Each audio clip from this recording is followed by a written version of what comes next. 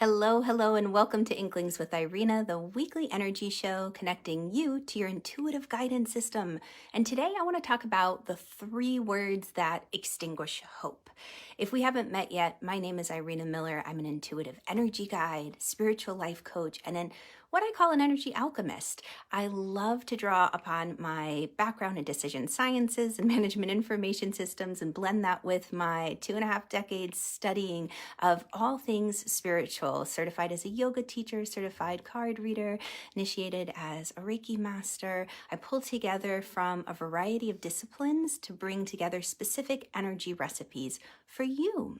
And that's what I want to do today, because over the years working with my clients, these particular 3 words have come up over and over. And I see how on an energetic level, it's like scars in their auric field. It weighs them down, it desensitizes them, it numbs them to a certain degree.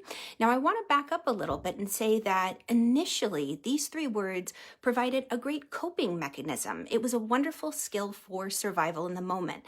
And yet, if we say things often enough, or we hear them often enough, we start to believe it. You know, our subconscious, as a wonderful teacher of mine says, is always listening. So it's good to cheer yourself on, you know? So I want to dive into this because you might be wondering what these 3 words are. So I'm keeping you hanging on a little bit before I do the big reveal. But, how do they come up in situations? Well, often I find it's around decision-making time and usually with groups of people.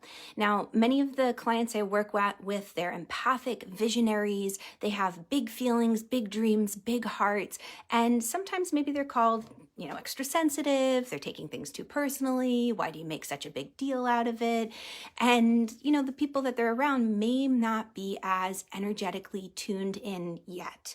And what happens is situations like this. So I had a client who had wonderfully been able to travel overseas and wanted to see a very historic museum. And they were with a group of people who said, oh, a dusty old museum. Now she was backpacking across Europe with college kids.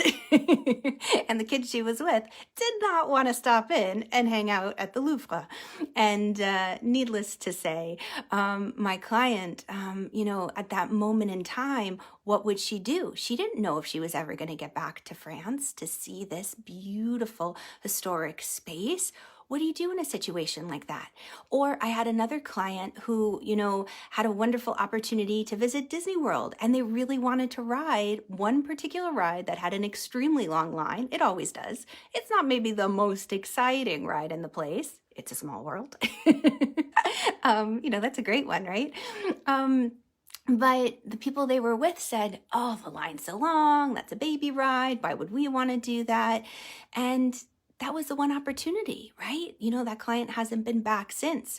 Or maybe it's just simply getting a picture taken somewhere. There's that wonderful historic sign I know in Vegas where you can get your picture taken, and the line sometimes for that is extremely long. Or the southernmost tips and points of places, or Devil's Bridge, in Arizona. I have a friend who really wanted to get a picture there. They had to wait in line. But many times what empaths do is they don't want to rock the boat. I had another client. I wanted to share this one because this was important. This really cut deep to my heart. They were moving cross state lines, and they had this very beautiful rose bush that was an heirloom from their family lineage. The grandmother had given a cutting to her mom. The mom had given a cutting to her. And at the time, my client had small children, and they were packing up, and as moves go, things got confusing. And they said to someone, please, in their family, please make sure this gets on the moving truck, this beautiful rose bush. It's important to me. But it wasn't forgotten. They were blatantly ignored in that moment. And when that happens, essentially what we as empaths experience is we're not being seen. We're not being heard. Our voice isn't important. We're essentially not being respected. And those 3 words that come up at that point that my clients have used, and myself included, it doesn't matter. It doesn't matter. And as I say that, can you feel your whole energy shift and change when that pops up? Now, initially, we need some kind of coping skill to get through that moment so that the regret and the hurt of not being seen doesn't overwhelm and eat us up. But I want to provide you today with updated tools and techniques that you can use so that you can catch yourself when you say it doesn't matter, because you know what? It does matter. You matter. I see you in an energetic sense, maybe not, maybe not through the camera. Did you ever see Romper Room way back when? I used to love that. It's always like, please call my name. And Irena was a strange one, so I didn't hear that.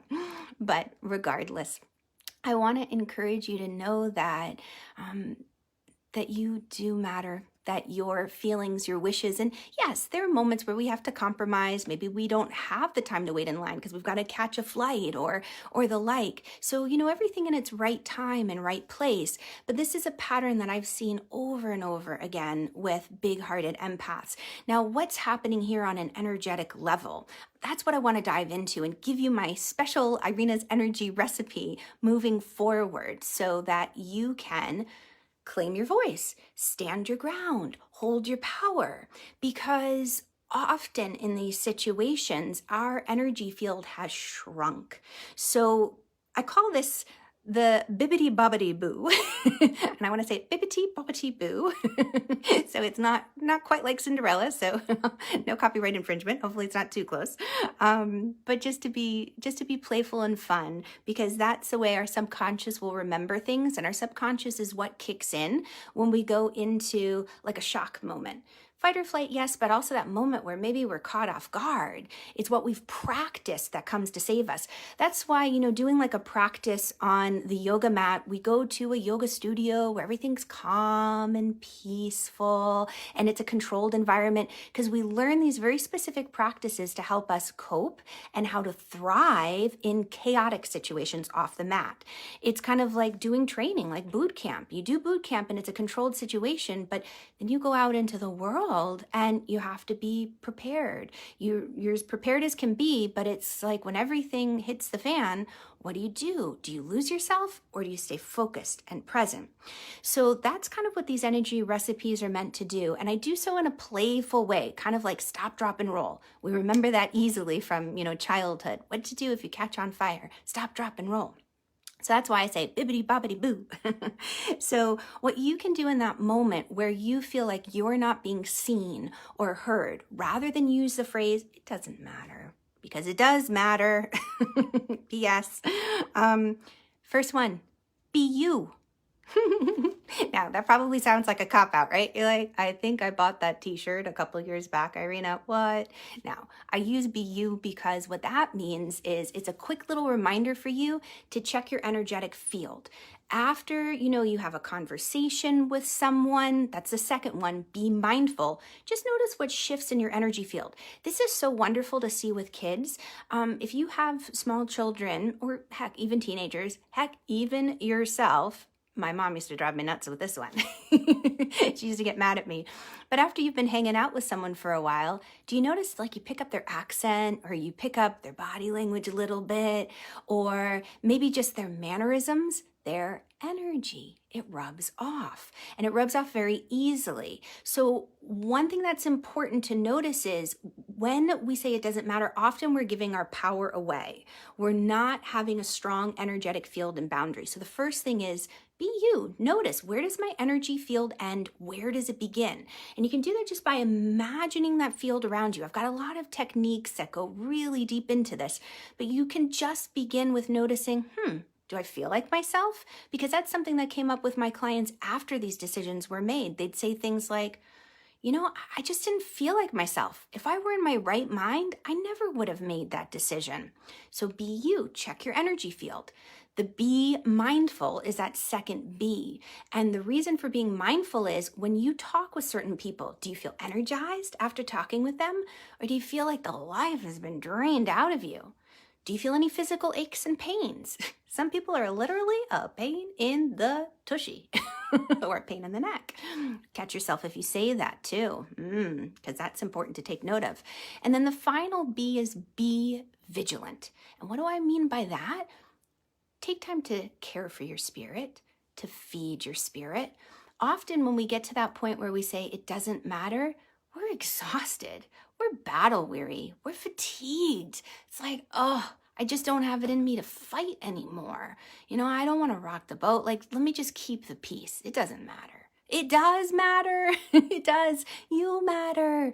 So be you. Check your auric field. Say, what's my energy doing? Do I have a hole in my auric field? Do I have a snare, a tag? Is somebody courting to me? Do I feel crushed in on one side, kind of like a little limp biscuit? Can I go on forever? Then be mindful. How do people affect your energy? Even television shows, movies, books. How do you feel after reading them? There's definitely some things I cannot watch because it impacts my auric field so much that it throws me.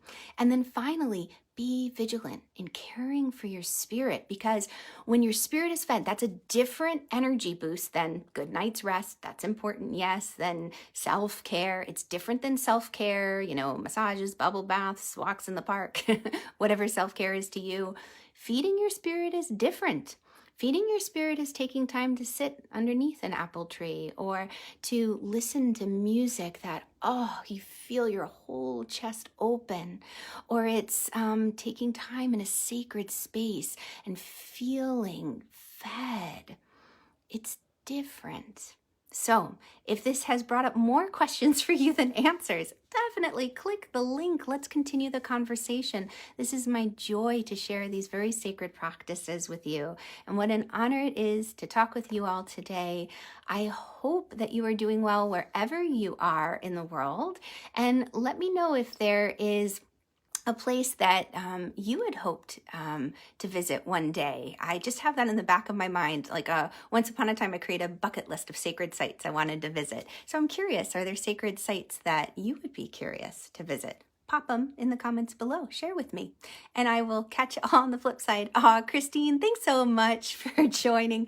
Oh, you waited to hear your name too. Oh, I'm so glad you know the show I'm talking about. Lots of love, everyone. I'll catch y'all on the flip side. Bye, guys.